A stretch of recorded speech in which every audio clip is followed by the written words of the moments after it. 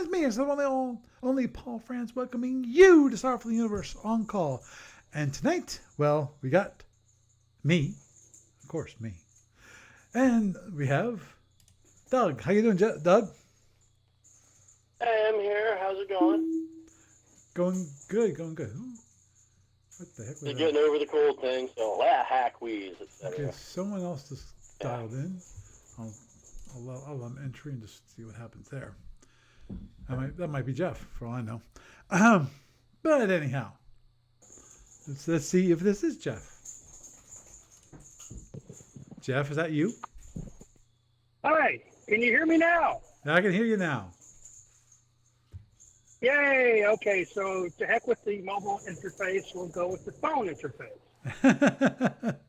That seems to be working quite well. Life of a trucker. Mm-hmm. Understood. Yeah, I did get, just to let you know, I did get your email. I've not had a chance to check it out. I'm not sure if you're the person who No worries. who pinged me before about I was under the issues. impression it was probably a talk shoe problem anyway. It is possible. I had to, last time that I ran the same issue, I had to play around with it some because there's some episodes that were missing. Yeah, the person said that there were episodes that were missing. Not that the feed didn't work. For you, the feed's not working, right? Well, one of the issues, it comes back as an invalid link. One of the issues I've heard about with other podcasts is that RSS feeds are limited to the allowable size of an XML file. And if you've exceeded that size, then you run into Stack Overflow issues.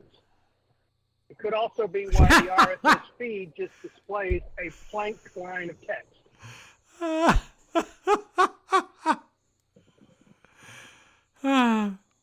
I'm sorry. No, it's all right. No. Space Rocket History Podcast ran into that issue, and so he ended up splitting off all of his old episodes into an archive stream. Oh, yeah. Understood. Yeah. I've heard of the issue where if you have more than, I think it's 50 episodes, some podcast apps kind of fail or get squirrely. Now, the reason why I'm laughing, Jeff, is I just said like there becomes some issue with the Stack Overflow. It's like, excuse me, one, I'm a developer. So I know what a Stack Overflow is. If you are getting a Stack Overflow issue with a podcast whose feed is too long, you've got a problem, my dear friend. You've got a real issue. Because one... Well, when I was growing up, they said to err is human, but to really foul things up requires a computer. I don't Amen. think that's changed. No, it's still the same. Lord knows, it's not easy to follow things up with a computer in larger amounts. That should not occur. A Stack Overflow, no. Now, if I can see an issue where I can see a podcast app that if a podcast feed gets too long for the actual feed, then what might happen is that it takes too long to load, and which because it might go and check each and every episode, make sure it's valid and so forth, instead of only downloading I got you. the episodes that you asked to be downloaded from. Feed link. When I click the RSS feed link, all I get is the flat file XML readout. It doesn't do anything else. It just shows me the XML. Oh, okay. Well, what phone are you doing this on your phone? Usually, because I don't have regular access to a desktop. Okay. What kind of phone? It's iPhone 12 Pro. Okay. Then Doing it in Safari. That's why I was trying to get the iTunes link to work, because that's the format designed for my hardware. What you probably should do is go into the podcast app and search for Starfleet Universe on Call. That's probably the best way of doing it. And if it doesn't, I did that, and it got 0 results, which is why I kept trying to back channel it. Okay, hold on. That should still be listed. Let me go check. Don't mind me. I am bringing up my phone right now. My iPhone 12. I mean, I was born blind, so it's entirely possible I typoed the search terms. Starfleet Universe on call. There it is. Still, I really should fix that. The name is the Andromedan, which is true. I'm looking, and it's got the latest episode, episode 682, Starfleet Universe on call. And yep, short description is Doug and I discuss F&E Android Wars. Okay, there you are. So. And now you're at it. Yep, and I'm looking, and speaking of Android Wars, if you ever get around to old business, I have an idea for you about the last podcast when you were talking about trying to set the RTN up for F&E. Mm-hmm. Yeah. I'm sure Doug would love to discuss that with us. Yeah. So just let me know when to hit you with it. Hit now. Let's start now. Yes, all right. Borrow a page from Cassion. 2.5, 3-inch, double-sided laminated hex counters. On the one side, you write the RTN node number, and on the inverse, you write the details of it, exactly which hex it is. If you move it, wipe it off, write the new hex, flip it back over. People can figure out where the individual nodes are and remove them.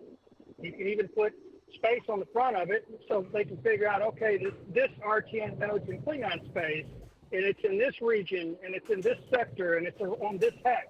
As you get further refined intelligence, in which case the Andromedan player can go, no, it's not, I moved it. And you can turn around and flip it over to show everybody that it's not there, or show everybody that it is. Right. It's double blind using pencil and paper. Mm-hmm. And since you have to build the RTN nodes, which is my guess, you would add a new hex counter every time you got a new node. And then that way you could backtrack through as you roll out over the playfield. Right.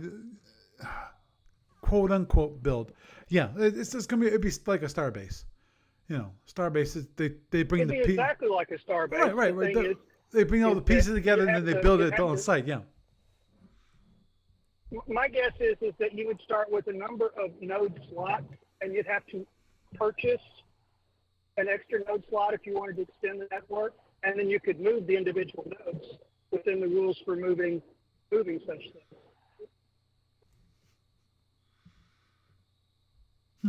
I just thought that the double-sided laminated counters would be a good way to track it on the table. Mm-hmm. What do you think about that, Doug? Sure. Stop. That's a one. That sounds good. My question is, how many different places are they going to have? You mean how many nodes? That you have huge map. You have all the different empires. How many outlets are they going to have? How many ways do they have to deal with it? And one thing that I was thinking that I was heavily leaning towards in just thinking about how to do it would be, but that's a good idea. I mean, well, the idea I was thinking was you'd have one set of rules for moving the nodes. We know they can be moved. That's part of why it took so hard to chase them down.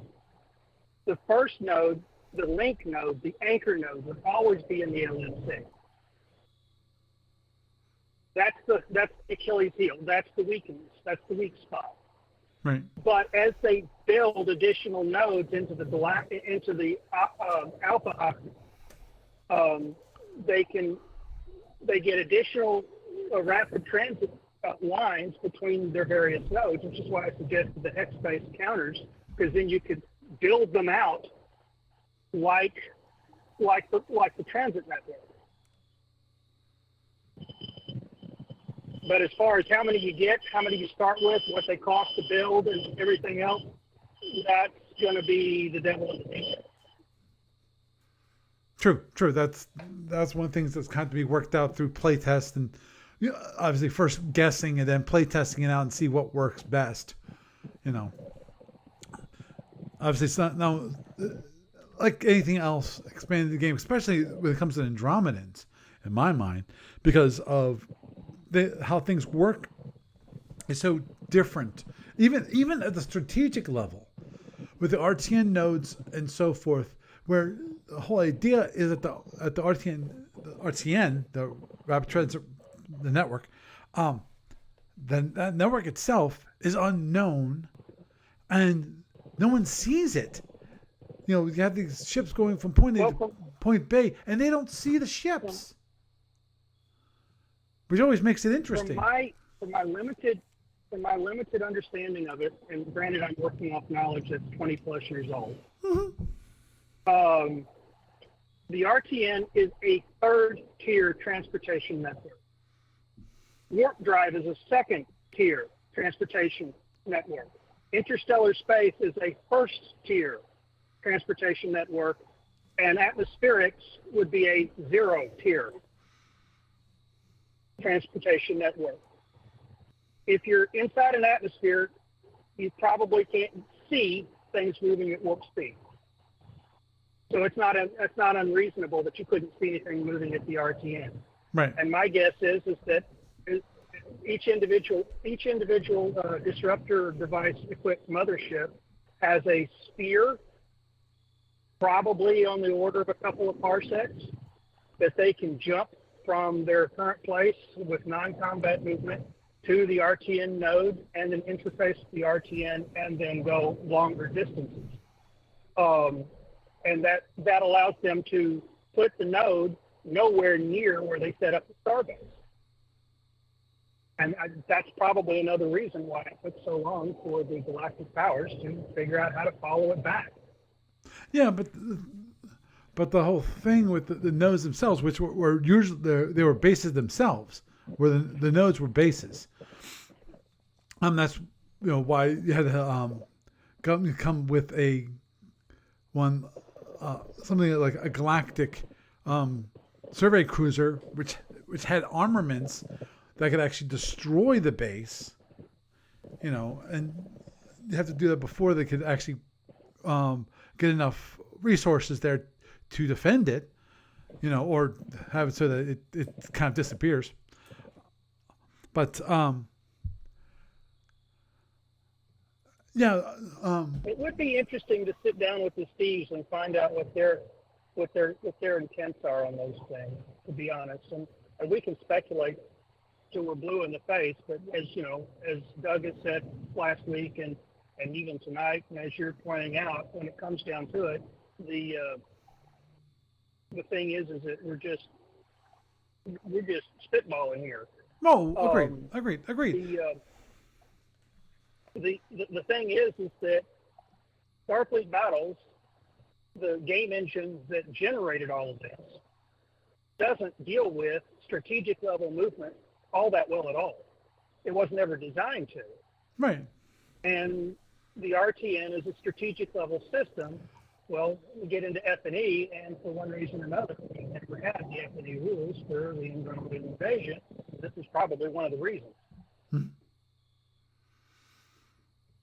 I don't know if there's play tests on it from years back or not, but the thing is that when you've got a cluster of rules that are very congruent, the last thing you want to do is throw a spanner in the works, which is why the Steves are very resistant to certain types of proposals. I think I can be kind and say it that way.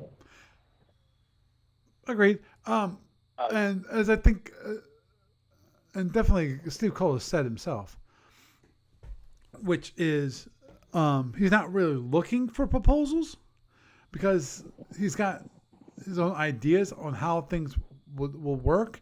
And Lord knows, he's a game designer Let's be honest here. We are not game designers. We've never designed, produced, and sold a game. So, for the most part, we can. It's his baby. He's put 40 plus years of his life into it. I mean, it's his bailiwick. Mm-hmm.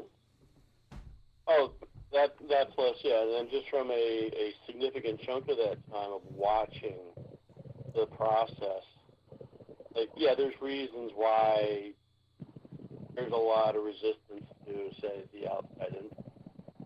And there are good reasons. Some of them are not, but there's that. So, I'm sorry, go on. I missed the object of your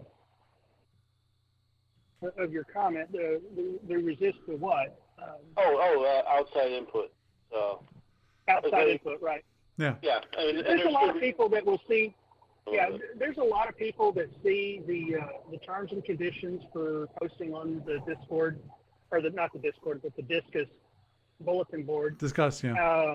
As well as the discussion bulletin board, the official one, as well as the various terms and conditions, along with providing unsolicited proposals and everything else.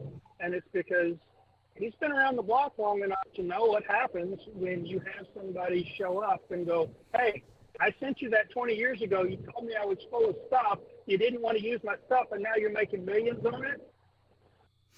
Because that happened to Marvel in the 90s. On stuff they talked about in the early days of Marvel. I mean, it happens a lot in certain segments, and it's just the way it is. So you gotta protect yourself, and let's face it, we wouldn't have this great game to play and talk about if they spent all their money in courts and paying lawyers. Now would they? Agreed. Yeah. Oh yeah. I'm just hopeful that they've got a burn bag with the stuff I sent in the 90s, because I'm not sure I ever want some of that stuff to see the light of day. Yep, I'm sure you don't. But to me, there's always that great sadness when I think about all the ideas that Bruce Grawl came up for the Omega Octant, and those empires, and those being lost in the great hard drive crash, Yeah. Which was awful. Because, I thought he had the ideas, he just didn't, but everything they wrote down is gone. Yeah. I got this huge dioptic zone. I found the game in 92. I joined in 94, and I really enjoyed the interplay when the official discussion board was on Genie. When that service concluded, I was still playing with a local group out of Little Rock, and we broke up around 98 or 99. And things just quieted down, and my interests went in other directions because, let's face it, when you're the last holdout and everybody else has moved on to the latest and greatest system, I think it was Bad 5 Wars at the time, it gets kind of hard to do anything on a Saturday night. I do remember fondly when the first Starfleet Command came out. I was thrilled that it was based on the engine I understood. Mm-hmm. But at the same time, it was only recently that I got back into it. So I've got all this 20 years or so to catch up on. And things like the Bruce Graw and his hard drive crash is just one of those things I've got to find the details on one of these places. I keep wanting to go grab a whole bunch of captain's logs and just read up on the news. I guess that's the only way to really do it at this point. Yep. Agreed. The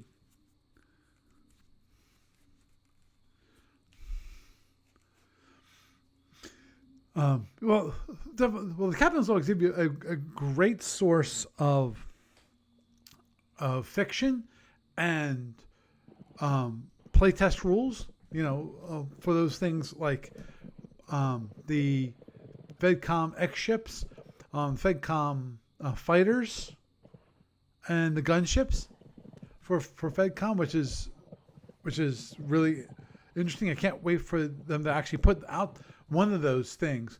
Now, as I talked about, before, and probably just a few months ago, I personally would like to see FedCom X ships come out ASAP. That's the first thing I'd like to see come out, which I think would be fantastic. When I dropped out, the most recent captain's log was 17.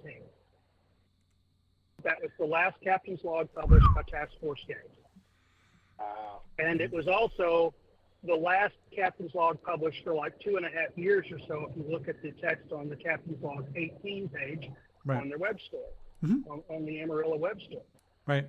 And that it made my whole gaming group think that when Task Force Games kind of dissolved, that the Starfleet battles went with it. That's interesting. And that was, like I said, recently when I discovered that it was, one, still around, and two, making new stuff, it was like really interesting. So all of a sudden I picked up a copy of Federation Commander, and I'm scratching my head going, this is really lightweight. I can't believe how many rules this isn't.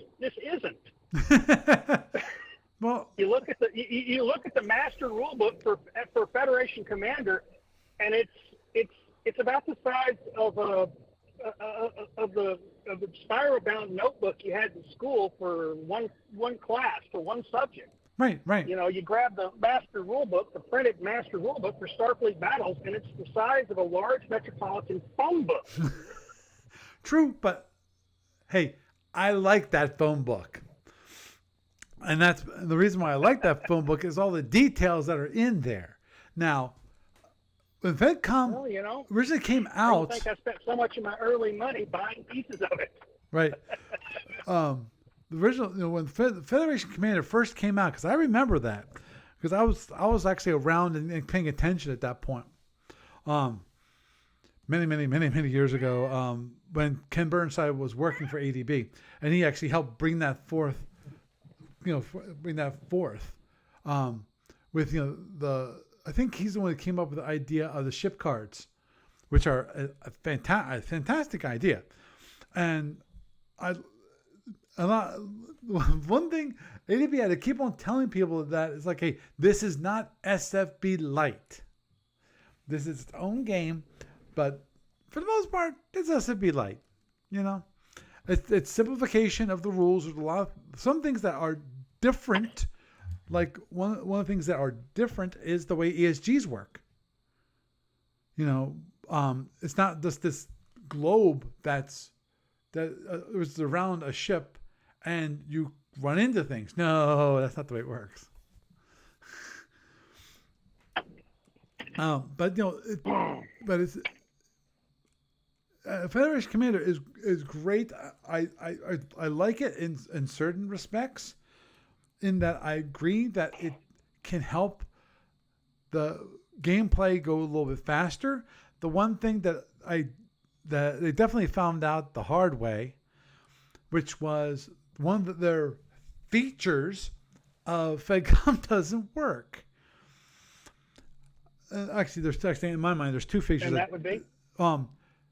There's two features that didn't really work out as well as they expected. Number one, the whole idea of squadron versus fleet ships. The whole idea of having fleet ships was to have it so that you could basically play larger fleets in the same amount of time that you can do a smaller fleet. Wrong. And here's the reason why. They've reduced not just the offensive potential, but the defensive potential. So basically, you just shrunk the ships. And in some cases, of course, you shrunk the offensive potential, and you had it had like 3 phasers instead of having 2 phasers that has 1 phaser. So it's reduced to It's like less the than old cadet 50%. cruisers from the cadet module in Oh. that regard.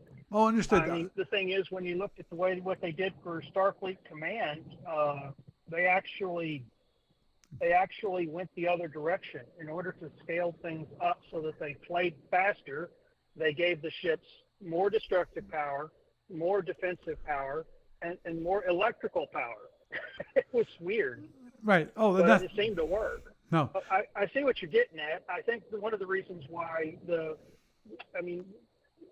FC sounds like it's a panacea or even a holy grail, but it's not, and it's got its own quirks. And the thing is that some of the old SFB quirks, like stringing along your volleys after knocking somebody's shield down to miser their weapons away, just don't work in FC the same way. And maybe that's a good thing. But like you say, having two different scales on either side of the card, it's got an interesting flavor to it. I have heard of on the board. I think it was SVC mentioned the fact that you can usually get away with using the fleet scale cruisers as escorts to pair up with the squadron scale cruisers. Oh, It's agreed. all the same ship. Oh, agreed. I totally agree with that perspective, and so the BPV also in halves, and so relatively the BPV is correct per se. BPV is a bad number because it's a number that's supposed to cover both offensive and defensive potential against multiple opponents.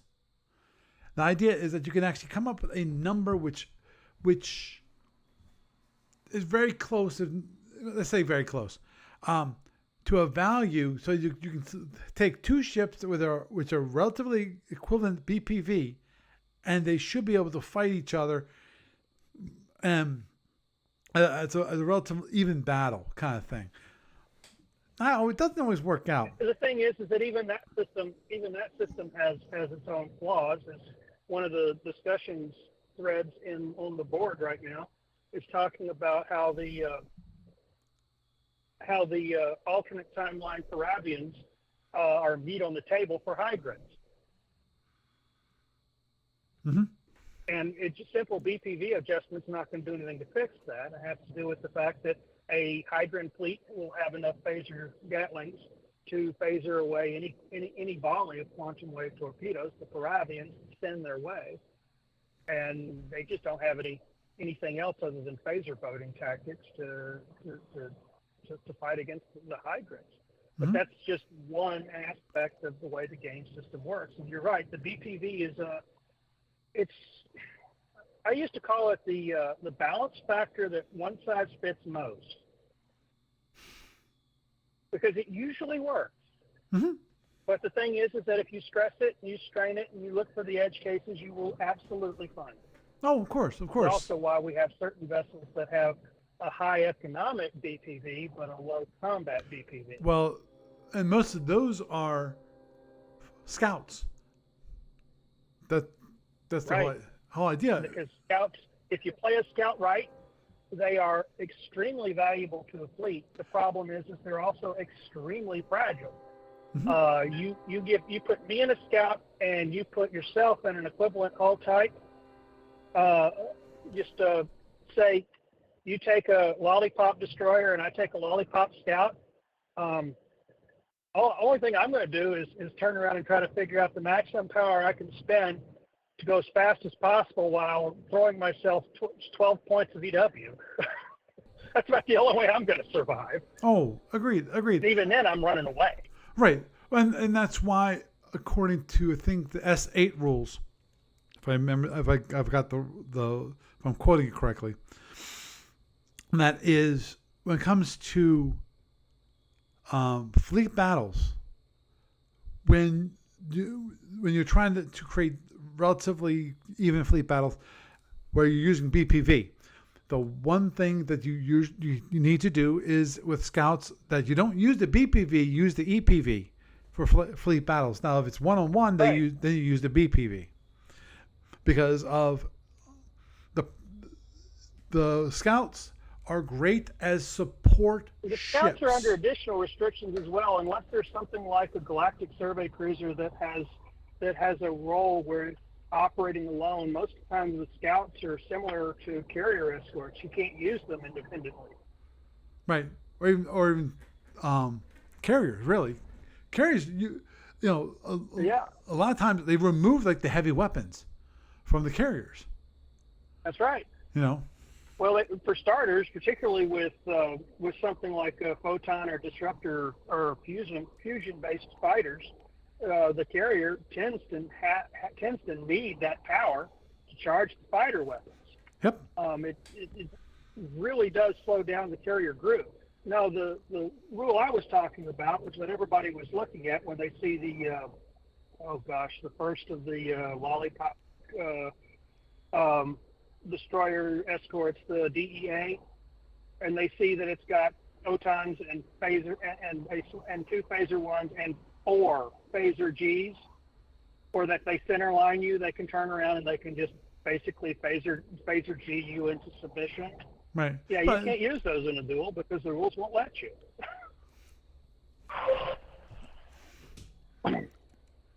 Excuse me just a moment. Okay. Right.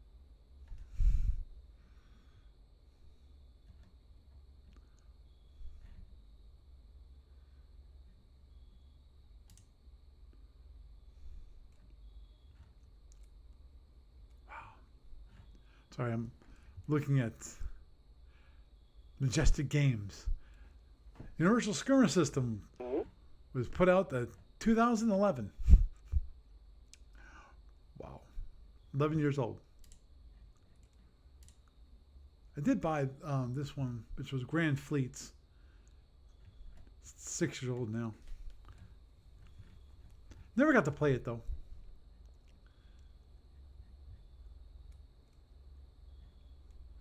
Because basically it's naval combat, which is cool.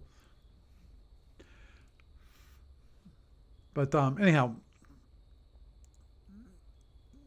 yeah.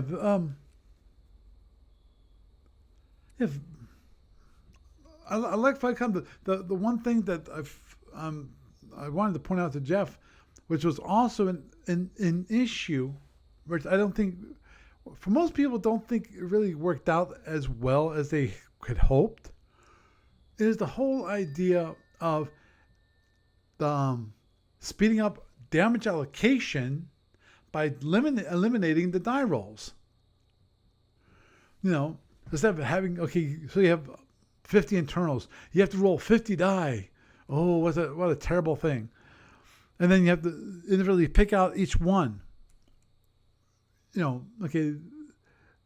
Because Doug, I'm sure when you were playing Starfleet battles every day, you had at least the first 2 columns of the DAC memorized. Oh, it gets that way after a short while. Yep. Exactly. So the rolling of the dice and doing the damage allocation based on but everyone knows about the damage allocation chart, really does not speed things up much in my mind. And I really don't feel like that's one of those things that worked out that well, that they expected to work out better than it actually did. Did it improve the speed of play? Possibly. Did it eliminate certain things? Yes. It eliminated the whole issue with Mizzy attacks. That form of attack, basically, it eliminated it. Because of now, instead of basically you have that first column where you can get your drone, your phaser, your torp, your phaser, and then the second column, which is after the drone, you hit phaser again. So, and then it's the possibility of basically having small attacks, small internal sets of internals that actually would basically wipe the weapons off the ship. Now, in theory, you can do that because you can in FedCom tell it, say that you want to focus on weapons, basically, and that's fine. That just means that, if I remember correctly, it's been a while. If I recall correctly, what that meant was that if you roll a certain die, instead of choosing one, it would choose another, because of each track was focused on different things. Whether it was focused on weapons or power or things like that. That depends upon what track you actually would roll. And then of course, with the damage allocation for FedCom, you had the primary damage allocation, and then if that one wasn't available, then you go down, you drop down, and the lower part those an alternate. And if you didn't have the alternate, then you kind of skipped it and you just said, okay, that one failed. Okay, you go on to the next column. So with that, it definitely changes the way damage allocation is done, and which is fine. Obviously, there were some in my mind, some real good things that FedCom fixed. One of those things that it fixed was, of course, the whole idea of the retrograde. It fixed the retrograde. Why? Because, or how, more to point how than why, how it had it so that you would have to spend twice the amount of power to go in reverse than you went if you went forward. So if you want to go backwards, speed 8, it would cost you 16 points of power. I'm assuming movement cost of 1. So, max speed going backwards, you probably would max out somewhere around maybe 24? Maybe max. Probably less than that. So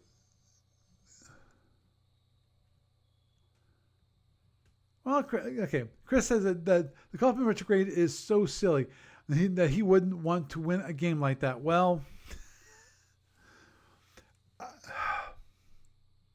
I understand your perspective, Chris, because of, Lord knows, it is one of the most unexciting games there is, in my mind, which is you've got this group of ships going backwards and then saying to your opponent, okay, come after me. Now, the thing is, another thing that the FedCom did with the Kaufman retrograde, or any retrograde at all, actually, no, not retrograde, no, not retrograde, but speed.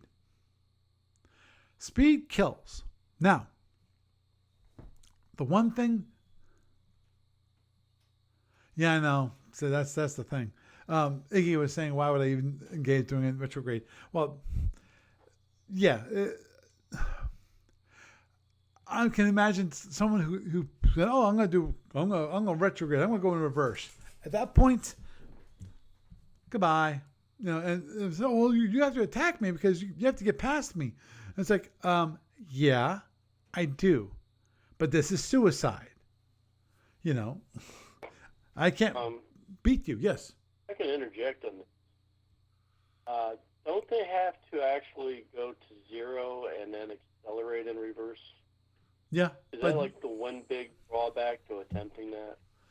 Yeah. Because if I remember correctly, and they actually have to do that first, that gives you some potential for overrunning them, getting behind them, getting around them, keeping them from doing that to some degree. I mean, there are some significant disadvantages to the retrograde. One is that even though you're putting your best shields to your rear, to your enemy, once they're gone, you don't have a lot of ability to, let's say, turn around. Right. There's just so many things that are not right with it. Oh, agreed. It's only The overall. rules you're thinking about are quick reverse. And yes, if you don't quick reverse, you have to be at speed 0 before you can apply any movement in reverse. You can do what they call a quick reverse, in which case you have to pay a movement cost point to offset every point of speed you have to ditch in order to go through 0 to go in reverse. The thing is, a retrograde is only tactically sound when the enemy has to eliminate you and you're trying to meet up with a force that's going to reinforce you. The falling action, the last stand in space, so to speak. Other than that, it's just a gimmick. Without some structured need for the Op 4 to overrun and blow you away, it's just, yeah, okay, fine. You're going to retrograde that way. Well, we're going to go over here to this other parsec, and we're going to do naughty things to these civilians you're charged with protecting.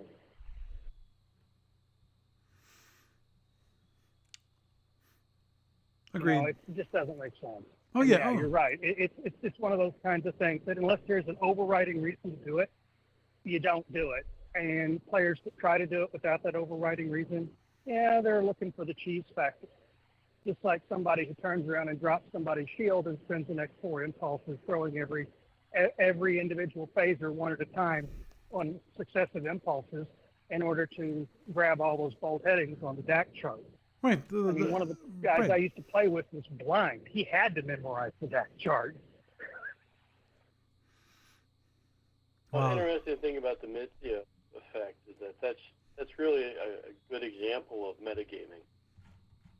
Yeah, it really is. It's min-maxing at a level that was never intended by the designer of the game, and in a fashion that the designer of the game probably didn't foresee, but didn't see a way to fix, short of doing something like you did with FC, where you roll 1 die and then you apply up to 10 points of damage off that one randomization. Yep. Yeah. Well, Yeah, and like almost anything can be countered too. I mean, if you know that's what your opponent's going for, you just save those extra couple points and do a quick speed change or turn. So just take away his advantage in an instant, and then he has to go on a good shield. That's like, it's interesting because this is an early game from the 70s that I would say Federation Commander is really the next evolutionary step in it. Because I would call SFB more of a huge learning experience that gets condensed. A lot of that gets condensed into the smaller rules of Fed Commander. Mm-hmm.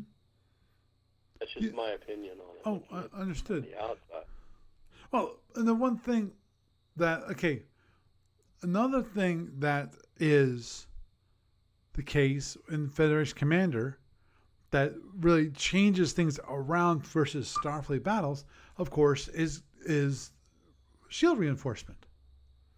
Unlike SFB, if you're going slow, you still basically max out the amount of shield reinforcement you can use based on the number of batteries you have.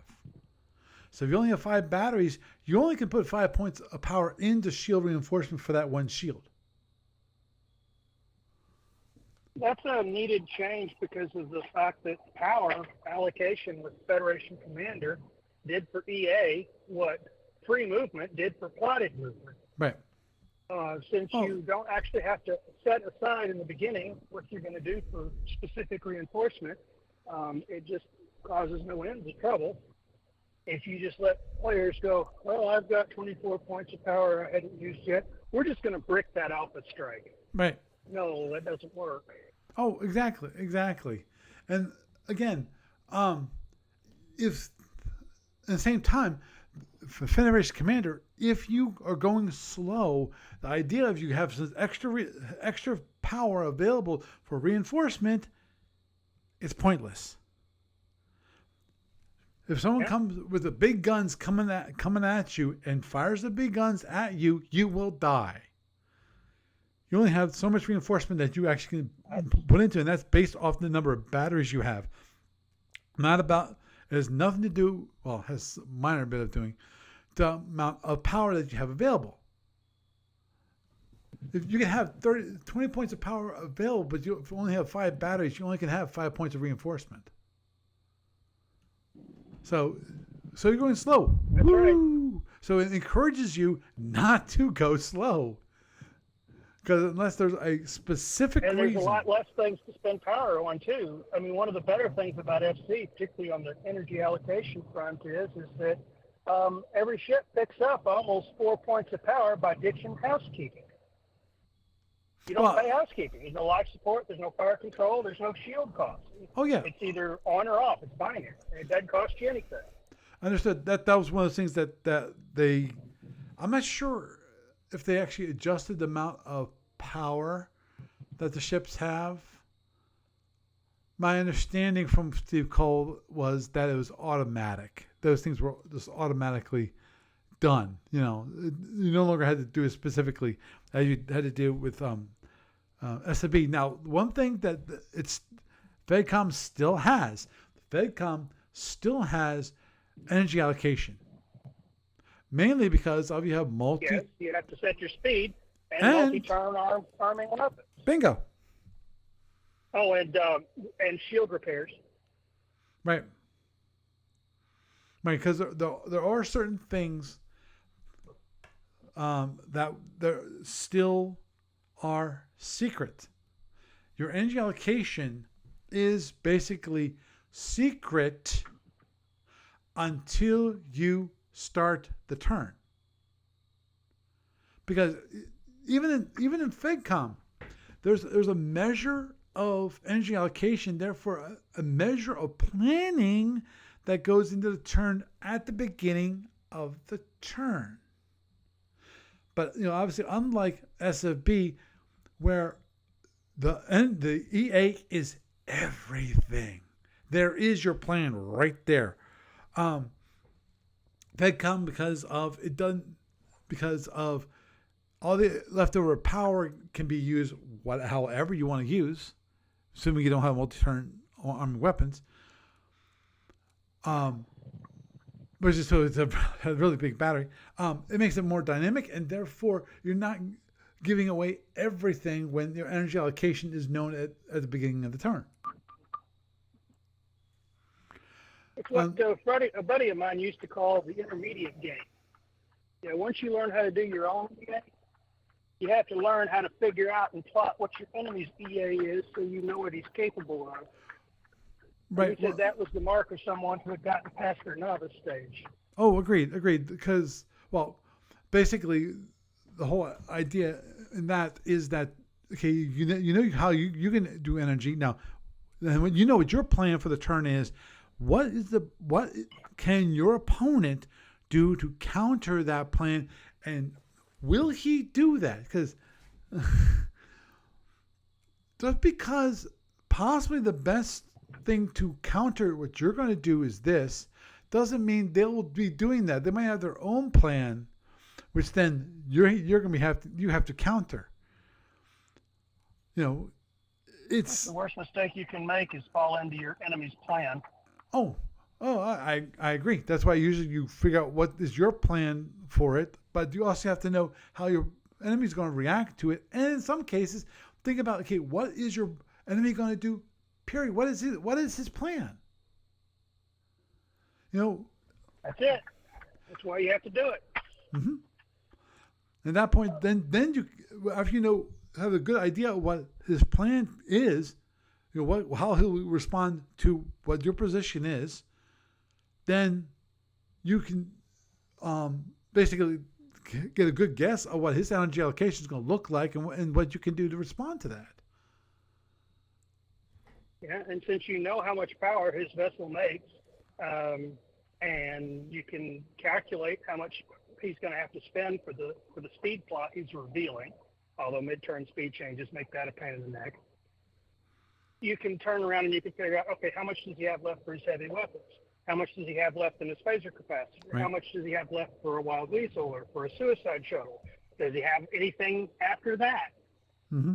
And then there's all kinds of little tricks, like one that I wrote up rather poorly for an early term paper that got published with a gaggle and a captain's log of the almost good enoughs of underloading your plasma torpedoes, intentionally downloading your plasma torpedoes in order to throw off your opponent's power tracking of you, so that on the third turn, when you turn around and you spend all of your pseudos and you launch a total of 8 F-torps from 4 launchers on a number of impulses right after, real close together, they can't quite figure out what you've done. Did you hasty arm?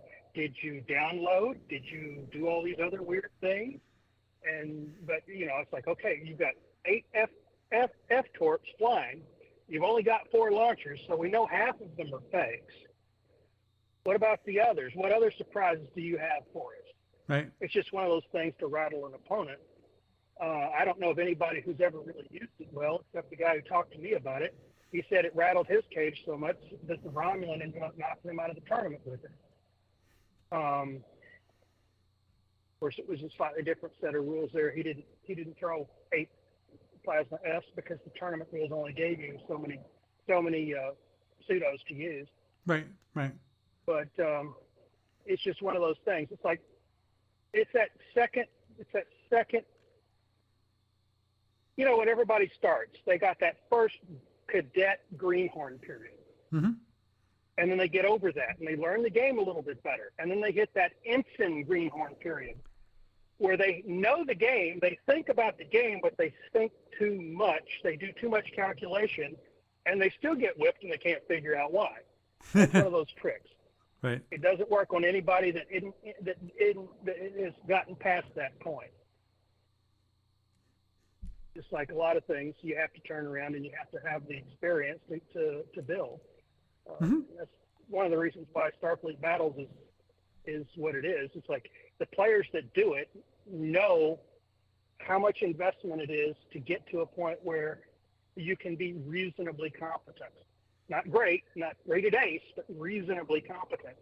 And to have a friendly game with someone who has spent that investment is a pleasant source of diversion on an afternoon or evening, and that's why the game survives. It's not like some of these game systems where somebody reads a FAQ online or watches a Twitch stream or does a little YouTube research and discovers that if you use this tactic with this piece at this time, then they can't beat you. That's not learning the system. That's abusing the system. Right. Agreed. And obviously the one great thing, and I'm not, which I always loved when it comes to tournament play in person and sometimes online too, when we have the time, which is basically after the game is all said and done, talking about it. Talking to your opponent about about this and this and this and this and discovering where did you make a mistake, and of course you've played long enough, you recognize some of the mistakes that you made in the game, and of course in some cases you don't, and your opponent will say well, what, that was a mistake. You could have done something much different. You could have done this. You could have slowed down. You could have turned a little bit earlier, or just kept on coming in, or whatever, but that's being part of a community that really wants yes, to. It is. It's absolutely there. Enjoy one of my early games, I was in a situation like that, and the guy playing me said, all right, let's call it at this point. Hand me your EA form. I want to show you what you did wrong. And at first, I bowed up like, hey, wait a minute. What? Why? What is this? And then he showed me, and my mind was blown. And I said, okay, so that's what I screwed up. Right. It's like, dude, you're done. You're done. You screwed up so badly that you're done. I do this, and this. You're dead. It's like, oh. It's like, you have no clue of the gravity of the mistake you've made. You don't know how vulnerable you are by not doing this one simple little thing, which would have completely blocked me cheese tacking you 2 impulses from now when I can get my offside weapons to bear, and you've still got a vacant shield slot aimed at me. Yeah, and you can't Or turn something similar. because like you're going too fast, so you can't turn. You gotta keep it going straight because you can't hit. You just turned this last impulse, so you're screwed. And the side flip's not going to do it. Yeah, you're stuck. You're stuck with it. You've served the dog's dinner. All you can do now is sit at the table and try to be polite. Yep. Oh yeah. Yeah. That is the great thing. You know, it's like the wargamers of old who play advanced squad leader. They knew that if they went for the easy cheesy win, they could feel good that afternoon about beating someone who had no clue what they were doing. Mm-hmm. But if they could build them up and treat them right and be respectful about things, then they might have somebody they can play with for the next 20 years. Yep. Oh yeah. Sitting down and teaching people to play is like actually one of the most interesting parts about the game altogether. It's a whole different Especially when they turn around and they show you things you have never even considered. Mm-hmm. Oh yeah, yeah, but also getting that very beginning, that start. That it's like, it's something that I've kind of noticed. It's like the difference between, say, a certain collectible card game where people want to go in and smash the 12-year-old because they want to get their win in, versus other games where the old hand at the game will sit down and teach you how to play. It'll put you up against another opponent that is of a zero skill level, and they'll talk you both through it, or they'll give you like a huge advantage and teach you how the mechanics of the game works. It's absolutely. I mean, if Paul and I were to sit down to a tournament game, it would definitely be about crushing the other guy 9 days to Sunday and the lamentation of the cats later.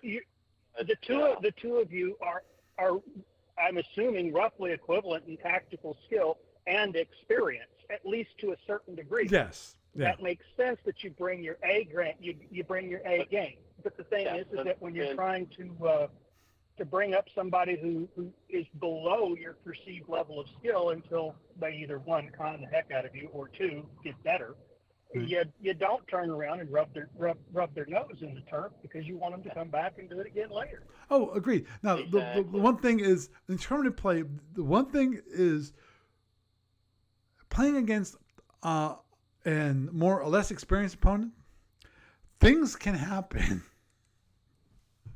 And I've heard of this happen. This is what I've heard has happened in some cases, not always, but some cases. Which is, I've seen people play less experienced players and get their butts kicked. Why? Because of they're going against this less experienced player, and they're going, oh, they gotta be have something really big, really good playing. No, they're just playing really dumb. They don't know what they're doing, and they basically beat them because the more experienced player is waiting for this great reveal, and it's like, no, this guy's playing so dumb, you just don't know how to react to it. Yeah, or he's playing basic. It's just that's true. That's true. You're expecting the ace move, and instead you just get alpha struck at range 6 instead of range 2. Right. And he gets lucky. Right, and it's like the thing is that used to be part of the handout that the guys would hand out at Origins and all the other really big tournament events. As they said, this is not where you learn to play the game. This is when you already know to play the game. They used to try to screen out the people who didn't really know yet, because it just wastes everybody's time. I ran a tournament in 95, I think it was, and one of the players was scratching their head trying to figure out how the Klingon was doing the things the Klingon was doing, but he didn't know enough to call a judge over and ask questions. Right. Because the other guy was polite and he basically got bullied. And on the next round, somebody else who was experienced enough to go, hey, wait a minute, where are you getting the ability to do this? The guy had run, I think, speed 27 the entire turn up to that point. It got to like impulse 23 or 24, and he dropped 4 fully overloaded disruptors and a full phaser cap on a center line alpha. No, And they're not. the other opponent said, where did you get all this power? And hey, Judge, would you come over here and settle this? And we looked at their EA forms, and his was in order. And we looked at the other guys, and we scratched our heads. We did this, that, and the other. And the guy says, well, talk to us. What was your plan this turn? And he said, oh God, I know what I did. And he said, oh, what was that? I had a mid-turn speed change. I was supposed to slow way down earlier in the turn. But he had spent 9 points of power twice. So we disqualified him for having his engineering officer on the bridge of the Klingon vessel doing the Klingon power dance. But aside from that, it was just one of those things. The new guy didn't know to ask questions. The experienced guy did. And the thing is that the guy who made the mistake, we're going to be generous and say that it was a mistake and not outright fraud, ruined the day of him, the guy he played in the first round and beat, and the guy who ended up taking advantage of the disqualification in the second round. Mm-hmm. And it's just one of those things. You have people that do things one way or the other based on what they perceive is in front of them. If they think meat is on the table, okay. If you're in a tournament setting, just kill them quickly, be polite about it, and then offer to talk to them about it later after the fight's over. Right. If you're in a pickup game setting or regular game evening, by all means, get out the kid gloves and teach them a thing or two. It's just you have to apply the right thing at the right time at the right place. Otherwise, you're wasting people's time. Agreed.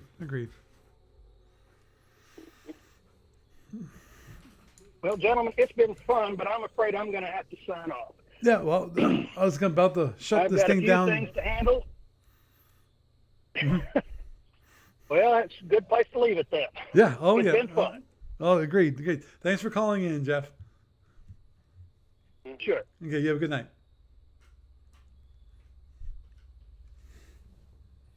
Well, Doug. Plug? Pluggity plug? Plug. Go. The fundraiser's still open. I talked to the GoFundMe people, and we have until the 24th before I actually have to make a decision or not. Oh, okay. So, there's that. I'm still kind of fancy on it, but I'm looking at probably going with it for running it. And that's basically that. That's just something that happened the other day. I thought I'd let you know about. Okay. Other than that, I don't have a lot else to talk about tonight other than thank you for the games that you donated to Gamers a Winner. No, you're welcome. I'll probably be putting those out for this week. Sweetie was really happy to see that because of the spread of the games, the depth of them. Mm-hmm. Stuff that she could put the kids there, all the way up through. Hey, old grognard, here's Titan. Let's see what you're made of. Yep. That sort of thing. Yeah, there's I think I gave you guys 2 cribbage boards. Anyone who knows how to play cribbage, hey, why not? Because actually, that's one thing I learned to play when I was in college. I never had played against anybody, but I learned how to play it. Because when I played at Rex University, I had a group of individuals that played pinochle. That was awesome.